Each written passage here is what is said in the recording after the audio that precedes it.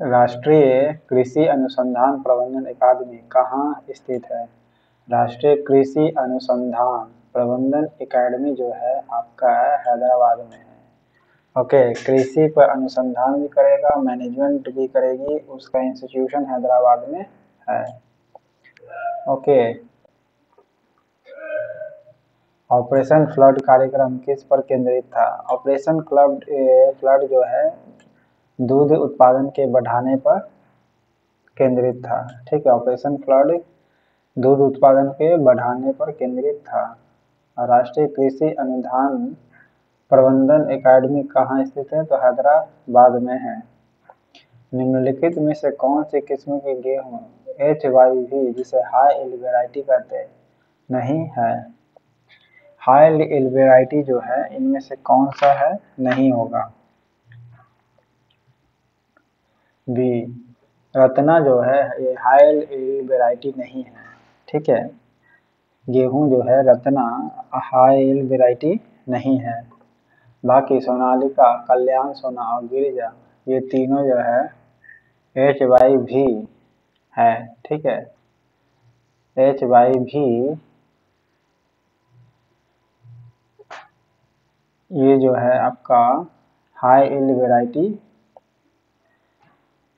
है। ठीक है, सोनालिका, कल्याण सोना और Girija okay high yield variety, Sonalika, Kalyan Sona और गिरिजा ये तीनों हाई यील्ड वैरायटी है।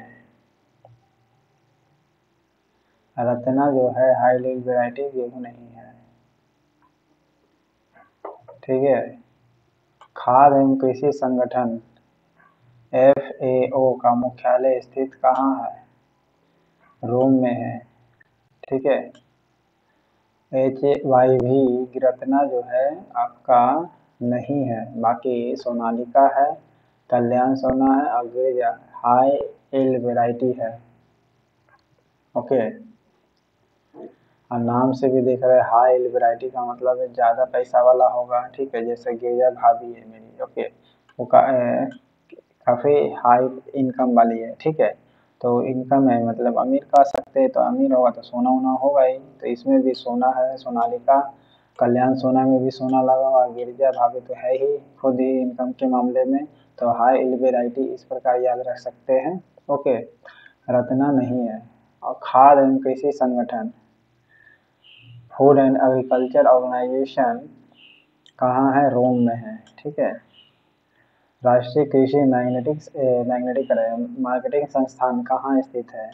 कृषि का मार्केटिंग करेगा तो वो है हैदराबाद में या फिर जयपुर में। कृषि विपणन संस्थान है आपका जयपुर में। ओके, कहाँ है आपका? जयपुर में है।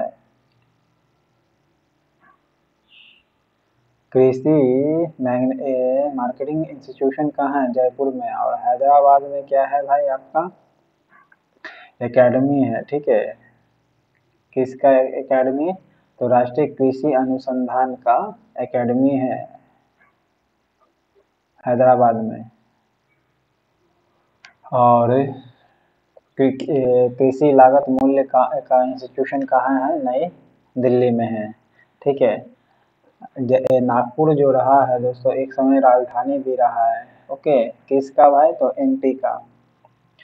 ओके, याद रखिएगा। बस जब MP अलग नहीं हुआ था तब।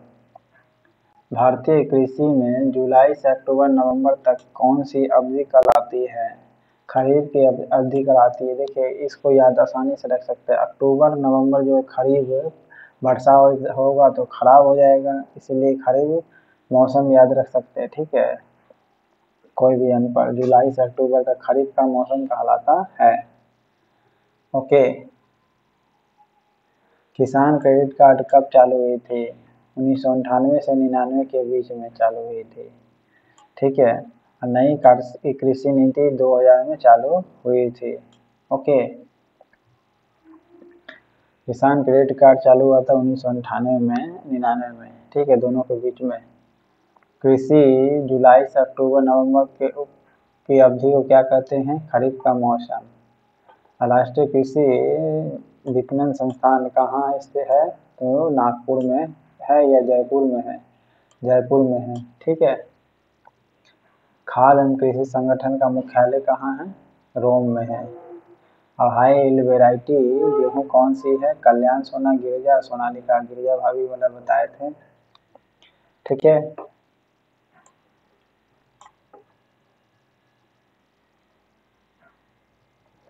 भारत में प्रथम कृषि विश्वविद्यालय की स्थापना कहाँ हुई थी? कृषि विश्वविद्यालय की स्थापना पहली बार पंतनगर में हुई थी। ओके, भारत में प्रथम कृषि विश्वविद्यालय की स्थापना कहाँ हुई थी? पंतनगर में। ओके, भारत में प्रथम कृषि विश्वविद्यालय की स्थापना कहाँ हुई थी? पंतनगर में। हरित क्रांति का संबंध मुख्यतः किस फसल से है? गेहूं से है, ठीक है। हरित क्रांति का संबंध मुख्यतः, और पंतनगर जो में पहला कृषि विश्वविद्यालय खुला था, कृषि यानी एग्रीकल्चर यूनिवर्सिटी। भारत में नीचे दिए गए खाद्यान्नों का उनके उत्पादन यानी मिलियन टन का सही घटता हुआ क्रम कौन सा होगा? तो भारत में खाद्यान्न उत्पादन के मामले में सर्वाधिक उगाया जाता है चावल, फिर गेहूं, फिर मोटा अनाज। मोटा अनाज के लिए राजस्थान जाना जाता है और विश्व में भारत को जाना जाता है, ठीक है। फिर दालें हैं, ओके। चावल, गेहूं, मोटा अनाज, फिर दालें, ये खाद्यान्न उत्पादन के मामले में है सही घटता क्रम। पंतनगर में पहला कृषि विश्वविद्यालय चालू हुई थी। मिलान करना है। खाद्यान्न उत्पादन वृद्धि ये क्या कहलाती है? हरित क्रांति कहलाती है। दूध उत्पादन क्रांति क्या कहलाती है? व्हाइट रेवोल्यूशन यानी श्वेत क्रांति। मत्स्य उत्पादन क्या कहलाती है? Blue revolution. और उर्वरक से संबंधित जो होगा वो भूरी क्रांति होगी, brown revolution. Okay, brown revolution उर्वरक से। निम्नलिखित में से समर्थित मूल्य को खाद्यान्नों की सार्वजनिक खरीद नीति सुनिश्चित करती है? कौन सा? कृषि मूल्य में स्थिरता। ये जो है समर्थित मूल्य पर खाद्यान्नों की सार्वजनिक खरीद नीति सुनिश्चित करती है। ओके,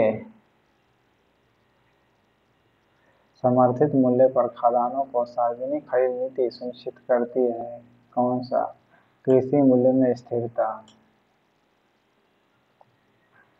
ओके, और कृषकों के प्रेरणादायक मूल्य मिले और सार्वजनिक वितरण के लिए खाद्यान्नों का भंडारण हो। इस कारण से समर्थित मूल्य पर खाद्यान्नों को सार्वजनिक खरीद नीति सुनिश्चित करती है कि ये समर्थित मूल्य पर खरीद नीति सुनिश्चित की जाए सर्वजन के लिए। तो किस आधार पर? तो यह सुनिश्चित करती है कृषि मूल्य में स्थिरता रहे, ठीक है। कृषकों को जो एक्चुअल जो वैल्यू है वो मिलना चाहिए, यानी कृषकों को प्रेरणादायक मूल्य मिलनी चाहिए। फिर सार्वजनिक वितरण के लिए खाद्यान्नों का भंडारण हो, ठीक है। न्यूनतम समर्थन मूल्य का निर्धारक है कौन? कृषि लागत एवं मूल्य आयोग है। ओके, कृषि लागत एवं मूल्य आयोग ये जो है न्यूनतम समर्थन मूल्य का निर्धारक है और इसका मुख्यालय कहाँ है? नई दिल्ली में है। ओके,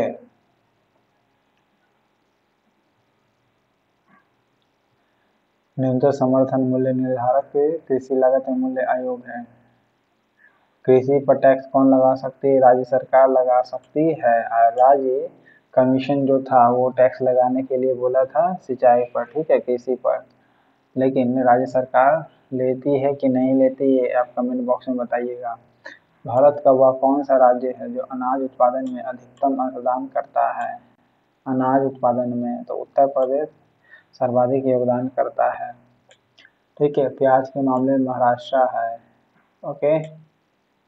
और उर्वरक के यूज करने के मामले में पंजाब हरियाणा है टॉप पर।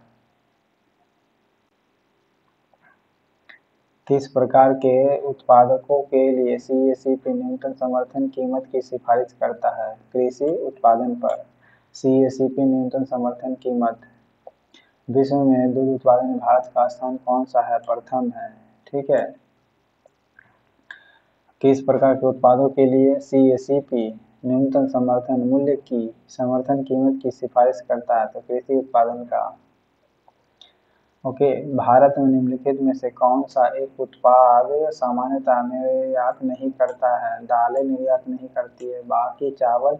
चावल विश्व में नंबर 1 पर है भारत एक्सपोर्ट के मामले में। ओके। गेहूं एक्सपोर्ट के मामले में 6ठे नंबर पर है भारत। चीनी एक्सपोर्ट के मामले में आप बताइएगा दूसरे नंबर पर है। ठीक है। और CACP न्यूनतम समर्थन कीमत की सिफारिश करता है। ठीक है। किस पर भाई? तो कृषि उत्पाद पर।